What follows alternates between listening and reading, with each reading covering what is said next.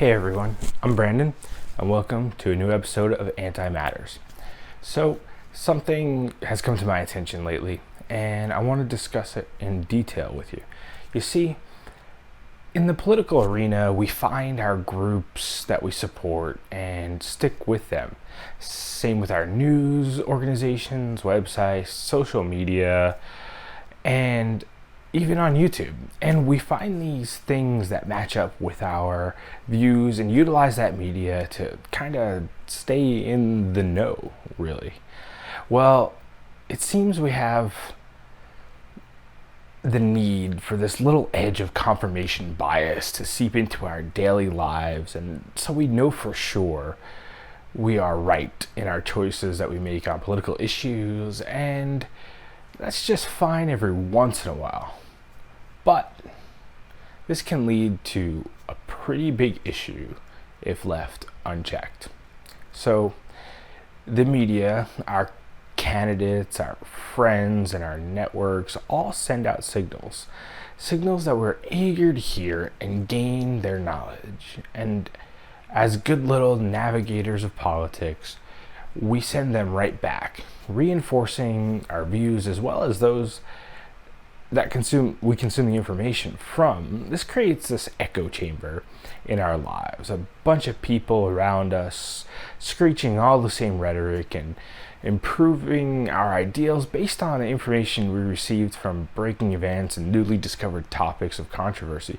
But really, it's all along the same lines as of political ideology. So this is really hurting America in ways that we're still attempting to understand.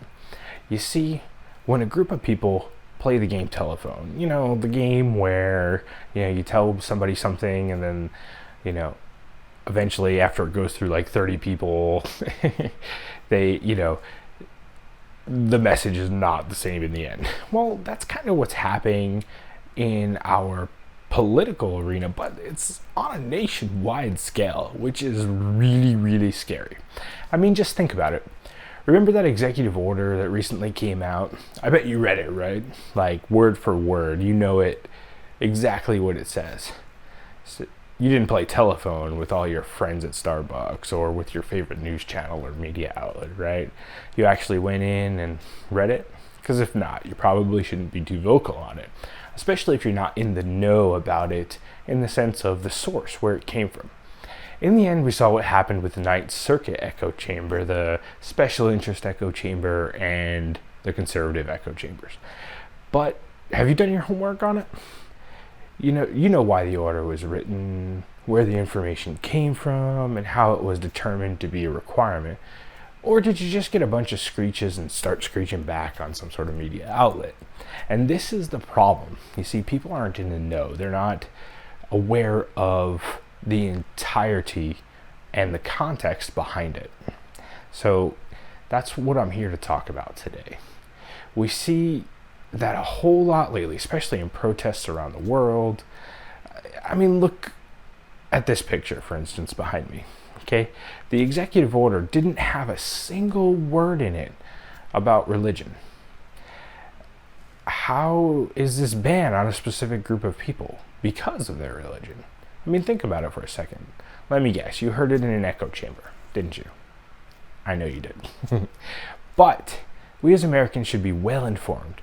We should keep up to date on our political information and understand that our information is being presented to us in a way that will get ratings and not that it will be accurate or relevant or in the right forum, really. So what's been happening on both sides of politics right now, and in these echo chambers, they're just growing, and they're growing at an alarming rate, ridiculously alarming.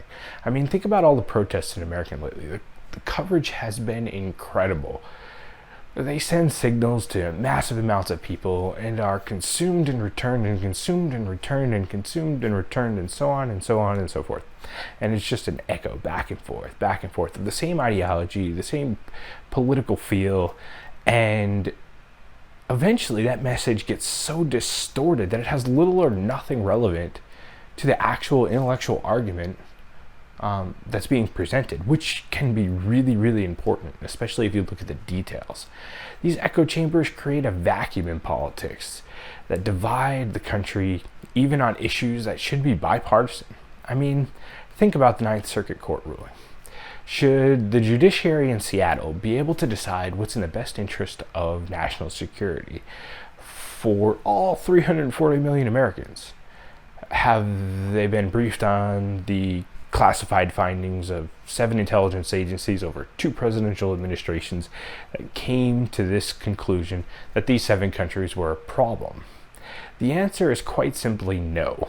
But because so many people in the US, all from the same echo chamber, called it a ban on Muslims, the judiciary began to investigate through discovery and intent behind the temporary order attempting to keep our families safer from terrorism. Now, whether the execution was there or not, or the rollout, or so on and so forth, there is debate on the issue.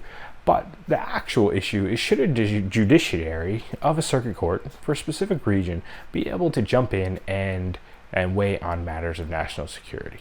So, and I think it's wrong, a step way too far in that wrong direction. Now, don't get me wrong, conservatives are guilty of bad rollout and sending out conflicting messages in their own echo chambers, which help to further collapse the effort to repair that gap in our immigration from those countries. So there's blame on both sides, and I believe that firmly. But my point in all this, before I digress too far, is that you need to start diversifying your media consumption for the benefit of all, really. I mean, going and shouting down a congressman or congresswoman because you don't agree with their ideological agenda really doesn't help to lift the stagnation of government. It just makes it more difficult to pass bipartisan legislation. So before you go to another town meeting, ask yourself, do I want to slow the bipartisan replacement of the ACA and see 200% increases in health insurance for all Americans next year? Or can I help to be productive in the debate to resolve the specific issues that will affect us all? And that is the big issue. Remember, we're all in this together, whether we're conservative, Republican. We all need to pay taxes. We all need to have health insurance. We all need equality. We all need to have our rights preserved.